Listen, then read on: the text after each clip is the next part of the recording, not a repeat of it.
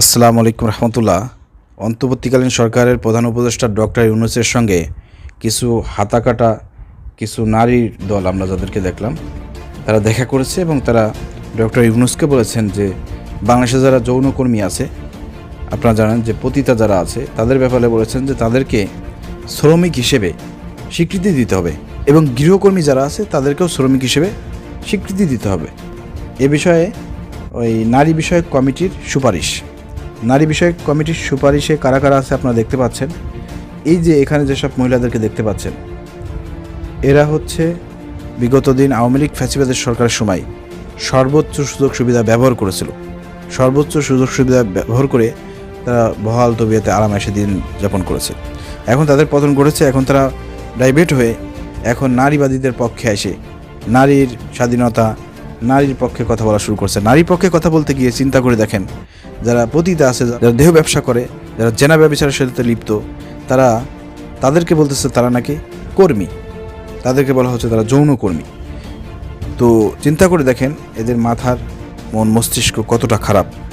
আপনারা যদি খেয়াল করে দেখেন, এই যে এরা যে নারী অধিকার নিয়ে কথা বলে, বাংলাদেশে যদি কোনো নারী ধর্ষণের শিকার হয় তখন সেই ধর্ষিতা নারীর পক্ষে আমরা কখনো দেখি না যে তাদেরকে নিয়ে কোনো প্রতিবাদ করেছে, রাস্তায় নেমেছে, আন্দোলন করেছে। কোনো নারী শ্রমিকের উপরে যদি কোনো অত্যাচার নির্যাতন হয় সে বিষয়ে তাদেরকে নিয়ে আমরা দেখি না কোনো কথা বলতে। অথচ তারা নারী স্বাধীনতার কথা বলে, নারী অধিকারের কথা বলে আমাদের মা বোনদেরকে বিভিন্ন প্রলোভন দেখে ঘর থেকে বাইরে বের করে নিয়ে আসে। এই সমাজের মধ্যে যারা পুরুষ রয়েছে তাদের ভোগ বিলাসের সামগ্রী হিসেবে তাদেরকে উপস্থাপনা করে এবং সেই সুযোগটা তারা করে দিচ্ছে। আপনারা এই বিষয়ে সবাই অবগত আছেন।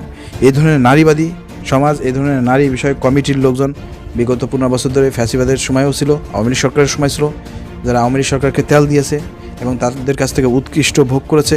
ঠিক অনুরূপভাবে এখনও আমরা দেখতে পাচ্ছি এই ধরনের নারী বিষয়ক কমিটির লোকজন তারা ডক্টর ইউনূসের সাথে দেখা করে তাকে কনভিন্স করার চেষ্টা করেছে এবং তারা আরও বলেছে যে সমাজে একেবারে তৃণমূল পর্যায়ে, একেবারে ইউনিয়ন থেকে শুরু করে নারীদেরকে 1/3 অংশ, মানে 3 ভাগের 1 ভাগ নারী নেতৃত্ব সেখানে স্থাপন করতে হবে। তো চিন্তা করে দেখেন, এরা কিন্তু ফ্যাসিবাদের সময় যতটা ভয়ঙ্কর ছিল তার সাথে আরও বেশি ভয়ঙ্কর হওয়ার চিন্তা ভাবনা করতেছে। আর একটা গুরুতর একটা অভিযোগ করেছে তারা, যেটা মেনে নেওয়া যায় না। বাংলাদেশে আমাদের 96% মুসলমান, বাংলাদেশে 96% মুসলমানের কলিজায় আঘাত করে তারা একটা কথা লিখেছে প্রিয় দর্শক। সেই কথাটা কি?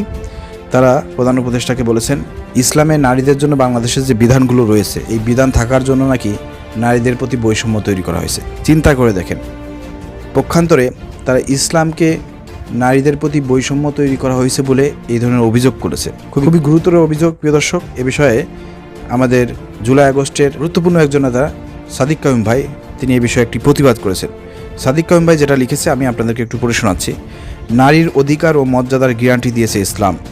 নারীর অধিকারের সুরক্ষায় শরিয়াতের বিধান কার্যকর না করে নারীদের প্রতি ধর্ম বৈষম্য করে এই ধরনের অস্পষ্ট পূর্বানুমান নির্ভর বয়ান উদ্দেশ্য প্রণোদিত অথবা মূর্খতা ও অজ্ঞতা প্রসূত।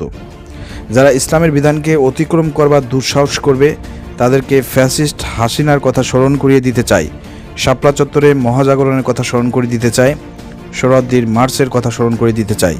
হাসিনার পরিণতি হতে শিক্ষা গ্রহণ করুন। জুলাই বিপ্লবকে পুঁজি করে ইসলাম বিরোধী পলিসি বাস্তবায়নের অপচেষ্টা হতে বিরত থাকুন। শহীদ আবরার ফাহাদ, আবু সাইদ, ওয়াসিম, শান্ত, আলী, রায়হানদের রক্তের সাথে বেইমানি করার দুঃসাহস করবেন না। এই যে নারীবাদীরা, এই নারী বিষয়ক কমিটির লোকজন, তারা ডক্টর ইউনূসকে যায় বলতেছে যে বাংলাদেশে যে আপনার নারীদের জন্য যে ইসলামের যে বিধান রয়েছে এই বিধান থাকার কারণে নাকি নারীদের প্রতি বৈষম্য তৈরি করা হয়েছে, নারীদের অধিকার নাকি হরণ করা হয়েছে। তারা এই ধরনের অভিযোগ করেছে। তো চিন্তা করে দেখেন কতটা ইসলাম বিদ্বেষিতা নিয়ে, ইসলামের বিধানের উপরে তারা আঘাত করে বিভিন্ন রকমের ডক্টর ইউনূসকে ফুসলানোর প্রচেষ্টা চালাচ্ছে এবং বাংলাদেশে ইসলাম বিদ্বেষী অথবা ইসলাম বিরোধী আইন কানুন প্রতিষ্ঠার জন্য তারা কাজ করে যাচ্ছে। অর্থাৎ এদের বিষয়ে আমাদেরকে এখনই সজাগ হইতে হবে। বাংলাদেশের আলেম ওলামা থেকে শুরু করে ইসলামী দলগুলোকে এই নারীবাদীদের, এই ইসলাম বিরোধী কর্মকাণ্ডের বিরুদ্ধে আমাদেরকে রুখে দাঁড়াতে হবে, প্রতিবাদ করতে হবে এবং এদেরকে এখানে থামিয়ে দিতে হবে। যদি এটা আমরা ব্যর্থ হই তাহলে কিন্তু এরা কিন্তু ডক্টর ইউনূসকে ফুসলিয়ে, কারণ ডক্টর ইউনূস তো নামে একজন মুসলমান, সে তো ইসলামের কোনো কিছু বোঝে না, ওইভাবে দেখা যাবে যে বিভিন্ন রকমের সিস্টেম চালু করে দেবে। এটা কিন্তু পরবর্তীকালে মুসলমানদের জন্য সমস্যার সৃষ্টি হবে। এই জন্য এদেরকে থামিয়ে দেওয়ার জন্য সর্বমহল থেকে কথা বলতে হবে, ফেসবুকে কথা বলতে হবে, প্রতিবাদ জানাতে হবে, চাপ প্রয়োগ করতে হবে। আশা করি বিষয়টি বুঝতে পেরেছেন। সবাই ভিডিওটি শেয়ার করে প্রতিবাদে আপনারা অংশগ্রহণ করুন। ধন্যবাদ। আসসালামু আলাইকুম রহমতুল্লাহ।